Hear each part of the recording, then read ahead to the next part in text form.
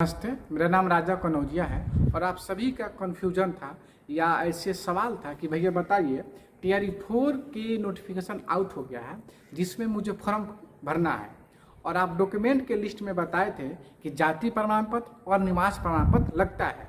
तो बहुत सारे महिलाओं का, जो विवाहित महिला है वो भी और जो छात्राएं हैं उनका भी कमेंट आ रहा था कि भैया बताइए कि निवास प्रमाण पत्र और जाति प्रमाण पत्र मुझे किस एड्रेस और किस नाम से बनवाना है।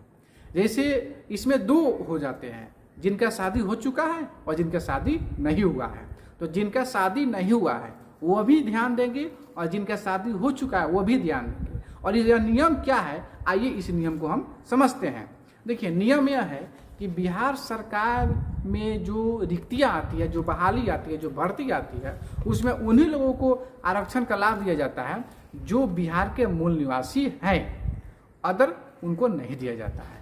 तो मूल निवासी आपका कैसे साबित होगा, इसके लिए ही नियम बनाया गया है। ऐसा नहीं है कि अब महिला है तो आपके लिए अलग नियम है, नहीं, महिला के लिए सेम नियम है, लेकिन उन्हें साबित करना होगा कि वो बिहार के मूल निवासी है। तो वह कैसे साबित करिएगा, इसीलिए निवास प्रमाण पत्र और आवासीय प्रमाण पत्र बताया जाता है कि आपका शादी हो चुका है उस एड्रेस से नहीं बनवाना है।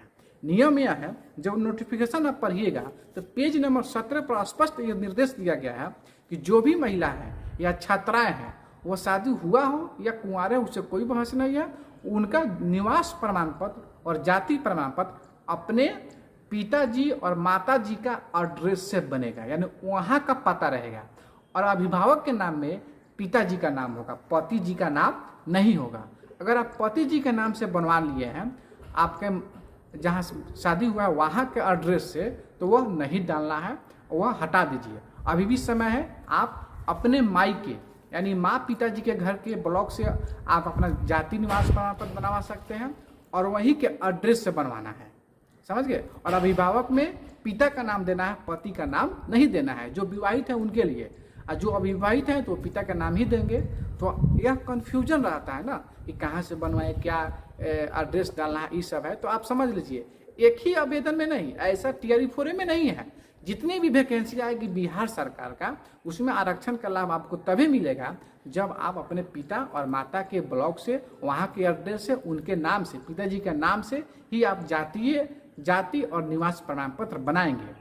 तो अगर नहीं बनवाए हैं तो आज ही बनवा लीजिए, क्योंकि समय नहीं है, इसमें समय लगता है, 15 से 20 दिन समय लगता है। तो आज ही आवेदन कर दीजिए। अब आपका कन्फ्यूजन दूर हो गया होगा। अगर इस नियम के बारे में बताएं तो नियम TRE4 के पेज नंबर 17 पर आप देख सकते हैं और समझ सकते हैं।